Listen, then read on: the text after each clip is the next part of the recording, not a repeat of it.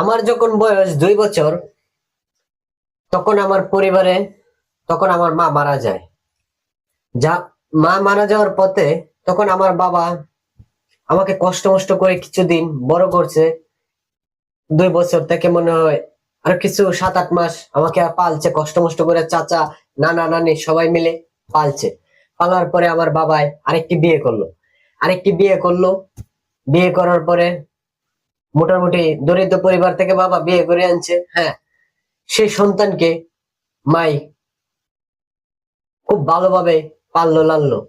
করার পরে মোটামুটি মারও যখন পোলাপান সন্তান হলো, তখন প্রতিহিংসায় মাই হয়ে গেল। তখন পড়ালেখার মধ্যে সবাই জানে স্কুলে পাঠিয়েছে, কিন্তু স্কুলে শুধু নামে পাঠিয়েছে। যখন আমার বয়স প্রয়োজন স্কুলে যাওয়ার যখন বয়স, তখন আমাকে কাজের বয়সে ঘরের কাজে লাগিয়ে দিছে। মহিলারা যা কাজ করে সেই কাজে লাগিয়ে দিছে। নান্দা বান্দা প্রাক করা, এটা করা, সবসময় আমাকে কাজে রাখতে, কিন্তু আমাকে পড়ালেখার প্রতি মনোযোগ দেওয়ার সুযোগ দেয় না করে। এভাবে গেল আমার জীবনটা অনেক বছর। যাওয়ার পরে পড়ালেখাটাও করতে পারলাম না। না করতে পরে একটা সময় অল্প বয়সে মোটামুটি কাজে ঢুকলাম। ঢোকার পরে পরিবারের সাথে আর্থিক অবস্থাটা আমাদের এত খারাপও ছিল না, এত ভালোও ছিল না, মোটামুটি সচ্ছল ফ্যামিলি ছিলাম। তারপরে আমার মা একটু, বাবা দ্বিতীয় বিয়ে করার পরে আমার মাটা একটু ছিল চালাক মহিলা। সে পোলাপান হলো। সে মোটামুটি তখন ভাবনা করলো যে তো ইট কলা গেল, প্রথম জীবনের কাজে আমার শুরু হলো যুদ্ধ। জীবনের এই যুদ্ধে জীবনটাকে নিয়ে আজও যুদ্ধে যুদ্ধে আছি। তখন নিয়ে গেল মা ইট কলায় গেলাম। যাওয়ার করে এখানে কাজ করলাম। কাজ করার আসার পরে মাটায় অনেক চালাক মহিলা ছিল, তো তার জন্য বাবার এত সুখ শান্তি ছিল না। কিন্তু আমি বুঝতাম যে আমার বাবার অনেক কষ্ট হচ্ছে। এভাবে গেল অনেকটা দিন। যাওয়ার পরে আসলাম ঢাকা। ঢাকা আসার পরে কি করব, আমার পরিবার একসাথে আমরা আবার কাজ করতে শুরু করলাম। তখন একটি গার্মেন্টসে বয়সটা অল্প ছিল, এখনো বয়সটা অল্পই। তখন কষ্ট কষ্ট করে গার্মেন্টসে ঢুকি। ঢুকার পরে গেঞ্জির ফ্যাক্টরিতে ঢুকি। এটাতে গেঞ্জির মধ্যে মার করে কালারের। তখন এখানে কাজ করলাম বছর অনেক। করার পরে পরিবারের কাছে টাকা পয়সা দিলাম। মোটামুটি পরিবারের কাছে ভালোই, এত ভালো না এত খারাপও না, মিডিয়াম হিসাবে চলতেছি। বাবা সারাদিন দরিদ্র পরিবারের মতন, বাবা গাদার মতন কেটে ঘরে আসে। কিন্তু জানেন তো ইতিহাস, বাকিটা শান্তি আসে না বাবার। বাবার সংসারে বাবা এত শান্তি পায় না। যাইলো এভাবে আরো অনেক দিন। কি করব, দুঃখের বলা মন। এরপরে গেলাম। এরপরে আমাকে আমার কিছু বন্ধু বান্ধবের সাথে মিলে মিরপুর 10 নম্বরে পত্রিকার ব্যবসা করলাম কিছুদিন। করার পরে ভেবে চিন্তা করে দেখলাম বাস্তবতা জীবনে এভাবে চলে না। তখন এখান থেকে সরে আসে এক বন্ধুর মাধ্যমে একটা রেস্টুরেন্টে ঢুকি। ঢোকার পরে এখানেও 15-20 দিন কাজ করার পরে বাস্তবতা জীবনে এভাবেও চলে না। তখন আমার আব্বু আম্মু আবার একখানে মিলে আমাকে ফার্নিচারের দোকানে কাজে দেয়। দেওয়ার পরে এখানে 2 থেকে আড়াই বছর কাজ করছি, 5,000 টাকা করে বেতন দিত। তখন আমার বাড়িতে আব্বু আম্মুর কাছে দিতাম। তখন সেখানের মালিক আমাকে প্রশ্ন করতো, তোর মা তোর মা, আমার বাবার এত অধিকার ছিল না ঘরের ভিতরে, বা একটা বড় গলায় কথাও বলতে পারতো না। মোটামুটি মিডিয়াম ভাবে বাবা চলাফেরা করতো। তখন আমাকে বলতো, সে দোকানের মালিক 2-2.5 বছর কাম করার পরে তার সাথে আন্ডারস্ট্যান্ড ভালো ছিল। মোটামুটি মিরপুর 10 নম্বর কাজ করতাম। তখন সে বলতো 5,000 টাকা করে বেতন দিত। তখন আশেপাশের লোক সবাই বলতো যে তুই অনেকদিন ধরে কাজ করো সেখানে, উনতি উম উনতি তুই তো মোটামুটি তুই অনেকদিন ধরে কাজ করতেছস, যখন মাস যায় সারা মাস তোরে ফোন দেয় না, যখন বেতন আসে তখনই তোরে ফোন দেয় পরিবার থেকে টাকা নেওয়ার জন্য। এটা কি তোর মা কি সৎ মা? আমি বললাম, না আমার সৎ মা না, আমার আপন মা। কিন্তু আমি সবার কাছে গর্ব করে বলতাম আমার আপন মা। এভাবে গেল আমার অনেক দিন। যাওয়ার পরে এখান থেকে তাদের এসব কথা শুনতে শুনতে একটা সময় আমি ব্যর্থ হয়ে এখান থেকে বের হয়ে আসি। আসার পরে আমি কিছু টাকা রাখার পরে আমি আবার 4-5 মাস কোনো কাজ করি না, ঢাকায় বসে খাই। খাওয়ার পরে আমি চিন্তা করলাম, হঠাৎ একদিন আমার মাথায় আইডিয়া আসলো আমি গাড়ি শিখবো। তখন গাড়িতে হেল্পারি করলাম বাসে। 15-20 দিন হেল্পারি করার পরে আমি ভাবলাম এসবে কাজ করলে তো আমি নেশাখোর মদখোর হয়ে যাব। তখন এখান থেকেও সরে আসলাম। সরে আসে আমার মনে আছে। তখন এখান থেকে আবার আমি কষ্ট মষ্ট করে গ্রামে যাই। যাওয়ার পরে আমি বললাম, আম্মু আমি তো অনেকদিন ঢাকা ছিলাম, তো কাজ কাম করতে পারলাম না, পরিস্থিতি ভালো না আছে। আম্মু বললো আচ্ছা ঠিক আছে, আইসিস তো ভালো হয়েছে, অসুবিধা নেই। তখন আম্মু বললো, বাড়িতে যখন আইসস তোর এখন টাইস মিস্ত্রি কাজ শিখতে হবে, এই রাজমিস্ত্রি কাজ করতে হবে। তখন আমি বললাম কি করব। হ্যাঁ, কিছুদিন রাজমিস্ত্রির কাজ করলাম, করার পরে এটা আমার মন বসে না, ভালো লাগে না। তখন এখান থেকে বের হয়ে আসলাম। তখন আম্মু আবার বললো আইসক্রিমের ব্যবসা করতে। তখন এলাকার ভিতরে আবার 10-15 দিন আইসক্রিমের ব্যবসা করলাম। এখান থেকে বের হয়ে আসতে ভাবলাম জীবনটা এইভাবে চলে না। তখন কি করব, দুঃখে ভরা মন। আম্মুকে বললাম এরপরে সবকিছু, বয়সটা তো এর ভিতরে এত অল্প না এত বেশিও না, মিডিয়ামে ছিল। তখন আমি আম্মুকে বললাম, আম্মু আমি দর্জি কাজ শিখবো। তখন আম্মু বললো না, রাজমিস্ত্রি কাজ করলে নিত্য নতুন টাকা আসে। তখন আমি কি বলবো। তখন আমি আম্মুর বাধ্যত হয়ে আমার পাশে একটা আমাদের বাড়ির কালের হেপারে একটা দোকান ছিল। তখন এই দোকানে আমি কাজ করি 7-8 মাস কাজ করে, করার পরে এখানে তার ভাই আমার মাথা ফাটা গেল, আমরা একটু কেলে গেলে না কি বিষয় নিয়ে কাজে লাগার পরে আমার মাথাটা ফাটা গেল। তখন আর আমার এখানে মনটা বসে না। না বসার পরে তখন আমি আবার এই কাজটা ছেড়ে দিলাম। না, এর ভিতরে আমার পাশের বাড়ির পাশে আমাদের একটা চাচা লাগে।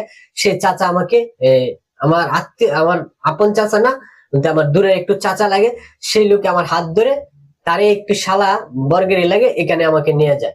নিয়ে যাওয়ার পরে তার দোকানে আমি কাজ করি 3 বছর। করার পরে মোটামুটি এরপরে আবার কাজ 3 বছর করার পরে আবার টানাবানা করে এই যাই এই আয় পরে। এর ভিতরে আম্মুরা আবার আমাকে নিয়ে আসে।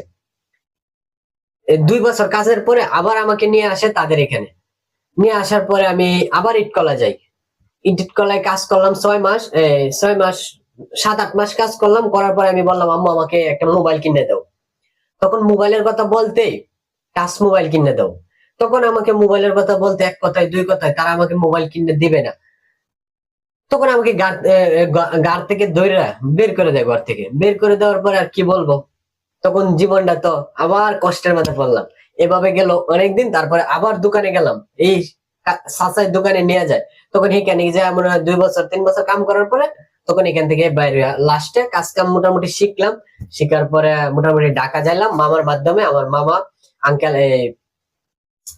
আঙ্কেলের বাসায় পাঠিয়েছে। আঙ্কেলের বাসায় এখানে কাজ করলাম, এই গার্মেন্টস এর উদ্দেশ্যে গিয়েছিলাম। তখন আর গার্মেন্টস এ ঢুকতে পারলাম না, বাদে গাজীপুরে একটি দর্জি দোকানে কাজ করছিলাম, মানে 3 মাস না 4 মাস করছিলাম। করার পরে এর ভিতরেই আবার আমার আম্মু ফোন দিছে, তোর বাপ অসুস্থ। তখন চিন্তা করলাম আমার আব্বু অসুস্থ, কি করব। আব্বু অসুস্থ, আসলাম দেখকে আসলাম। মামার আর এই কথাটা বলি না, না বললে আমি বললাম যে আমি এখানে যাব, বললাম আমি দেখকে আসলাম। আসার পরে আম্মু আমাকে বললো, দেখ আমরা যদি সবাই একসাথে থাকি একটা অনেক ভালো থাকে, আমাদের আন্ডারস্ট্যান্ডটা অনেকটা ভালো হয়। তখন আমি চিন্তা করলাম কথাটা তো অনেক সুন্দরই বললো, আমরা সবাই একসাথেই থাকি। তখন আমি আসলাম, আসার পরে না আমাকে বললো যে আমরা একটা ব্যবসা বাণিজ্য, আমি এখানে আসলাম, আমি নিজেকে দাবি করলাম যে আমি ব্যবসা বাণিজ্য করবো এখানে আয়া। তখন আম্মু ভাবলো এত বছর তো আমি ঘরে ছিলাম না, আমার কাছে মোটা অঙ্কের টাকা ছিল। তখন আমার টাকাতে তাদের এখানে আমি ব্যবসা করব। কিন্তু আমার কাছে এত টাকা ছিল না, অল্প কিছু টাকা ছিল। কিন্তু তারা লাস্টে আমাকে বলে তোর মামুর কাছ থেকে টাকা না, এর ভিতরে আমাকে বললো তোকে বিদেশ পাঠায় দেবো। তখন বিদেশ পাঠিয়ে দিব, সুন্দর কথা, বিদেশ পাঠিয়ে দিব। আসার পরে কিছুদিন পরে আমি বললাম দোকান দেবো, তখন বললো দোকান দেওয়া লাগতো না, তো তোরা বিদেশ পাঠিয়ে দেবো। তখন আমাকে বললো তুই বাড়িতে যা, যা তুই সবার কাছে টাকা চা। তখন আমি কি করলাম, সবার কাছে টাকা চাইলাম। আমার পরিবার চাচা চাচি পুহু সকলের কাছে টাকা চাই, আমার মামার কাছেও। আমি অনেক উচ্চ ভাষায় মামার কাছেও একটু রাগে টাকা চাইলাম। মামাই বললো তোর বয়সটা অল্প, বিদেশ যায় কাজ কাম করতে পারবে না, এনতেন অনেক কিছু বললো। কিন্তু বলার পরে কি করব, লাস্টে দেখি কি যে মাই যা কইছে বিদেশ পাঠাইবে ওটা হলো মিথ্যা কথা। যে সবার কাছে টাকার কথা পাঠাইছে, পাঠাইয়া দিয়ে আমার আসার পরে আমার বাদে সান্ত্বনা দিল যে আর পাঠানোর কথা নেই, বিদেশের কোনো উদ্দেশ্যে কথাবার্তা নেই। তখন আমি বললাম আম্মা আমাকে দোকান কথা আমরা না বলছিলাম, এটাও মিথ্যা কথা। আমাকে যে মামার কাছ থেকে টাইম নিয়ে জায়গায় আনছে সবটাই মিথ্যা কথা। আচ্ছা গেল এটা। তখন কিছুদিন পরে আমি বললাম না, তারপরে আমি বললাম আম্মু আমি কি করব। তখন আমি কষ্ট মষ্ট করে ঘুরে গাইরে এই যে এলাকার ভিতরে আমার পরিচিত নাই, এরপরে আমি একটা গার্মেন্টসে ঢুকি। কষ্ট মষ্ট করে গার্মেন্টসে ঢুকি। ঢোকার পর 9,000 টাকা বেতন ধরার পরে আমি বললাম আপনার আর আমি 5,000 টাকা মাসে দিব না। তারপরে বললো আমরা একটা রুমে তাই আমরা আরেকটু বড় রুম নেবো। আমি বললাম নেন, অসুবিধা নেই, আমি প্রতি মাসে আপনাদেরকে 5,000 টাকা করে দেবো। তখন তারা বললো না, যা কামাইবার সব আমাকে দিতে হবে।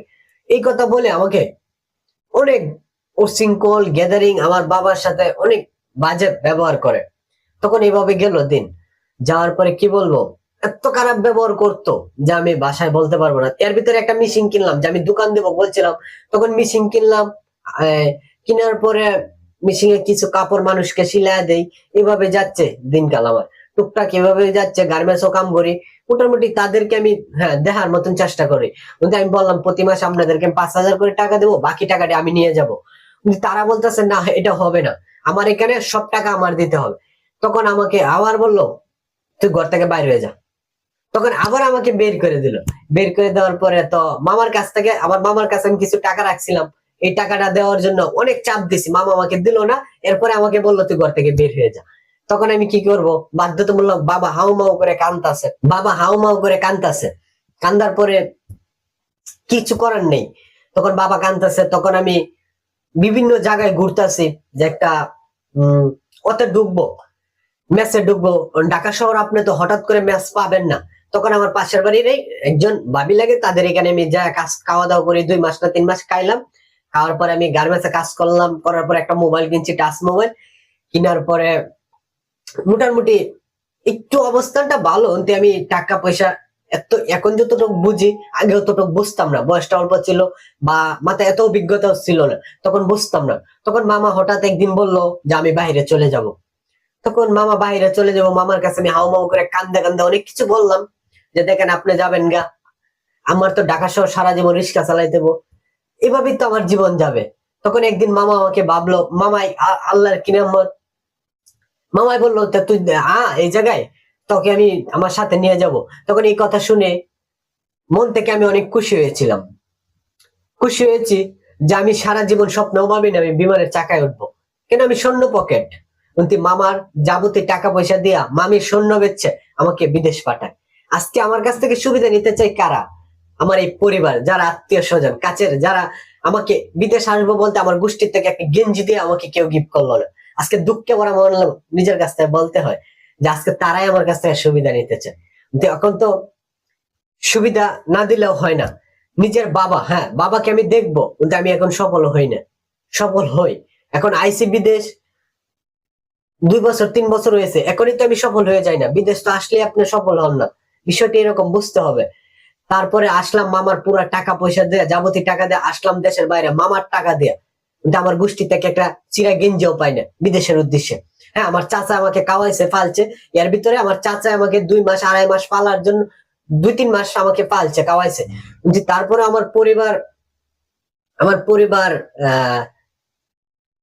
আমার মাই ফোন দা বলে যে তারা এখানে রাখিস না, খাওয়া দাওয়া করাইতে পারবে না, তারা বাড়ি থেকে বের করে দাও। আমার নিজের বাড়ি, আমি বিদেশ আসার পথেও আমার নিজের বাড়িতে যাইতে পারছি না, তাদের এসব কথা। আজকে কি বলবো, দুঃখের কথা, তারাই আমার সাথে অনেক কষ্টে আজকে এসব কথা বললাম। আর ছোটবেলার কাহিনী কি বলবো, এই যে আমার বায়াসারি সবাই বড় হলো, আমার 3টা ভাই 1টা বোন, সবাইকে আমি পালতে পালতে বড় করতে করতে আমার কোমরের সাইডটা কর বানায় ফেলাইছিলাম। এটা আমার নিজের বাস্তবতা জীবনের কাহিনী, কিন্তু আমি কর বানায় ফেলাইছিলাম। তারপরও আমি তাদেরকে এত মূল্যবান, এত ভালোবাসতাম যা বলার বাইরে। কিন্তু একটা সময় কি বলবো, তারাই রাজা আমি প্রজা।